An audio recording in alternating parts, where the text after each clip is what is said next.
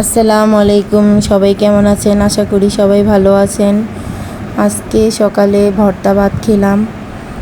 ভাবি, আমি, মা সবাই একসাথে খেতে বসছি। দুপুরে রান্নার জন্য করলা ভাজি, কই মাছ, পুঁই শাক রান্না করা হয়েছে। আজকে মেয়েরা মাদ্রাসা থেকে চলে আসছে নাস্তা খাওয়ার জন্য, সেজন্য সন্ধ্যায় আজকে মুড়ি মাখানো হয়েছে। সবাই একসাথে মুড়ি খেলাম। বাচ্চারা ইলিশ পোলাও খেতে চেয়েছে, এই জন্য এখন আমরা ইলিশ পোলাও রান্না করব। ইলিশ মাছগুলোর মধ্যে ধুয়ে দিয়ে দিলাম, মশলা দিয়ে দিলাম। তা এখন ভালোভাবে মাখিয়ে আধা ঘন্টার জন্য রেখে দিব। আধা ঘন্টা পর রান্না করব। বাচ্চারা আবার মাদ্রাসা থেকে চলে আসবো তাড়াতাড়ি, সেজন্য তো তাড়াতাড়ি করতেছি। অবশ্য ইলিশ মাছ হতে বেশি টাইম লাগে না।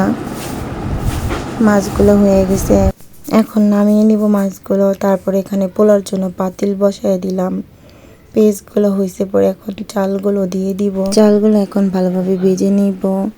ভেজে নিলে চাল পোলাওগুলো ঝরঝরা হয়। এখানে কিছু কিশমিশ দিয়ে দিব। আর যে ইলিশ মাছটা রান্না করছি সেই ঝোলগুলো ওইটার মধ্যে দিয়ে দিব। মেয়েরা চলে আসছে মাদ্রাসার থেকে। আমাদের রাত্রে সবার একসাথে খাওয়া দাওয়া করা হয়।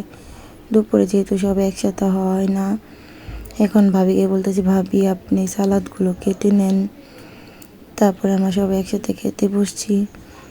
এখন খাওয়া দাওয়া করে নিলাম। আজ এই পর্যন্তই, কথা হবে অন্য কোনো ভিডিওতে। সবাই ভালো থাকবেন। আল্লাহ হাফেজ। আসসালামু আলাইকুম।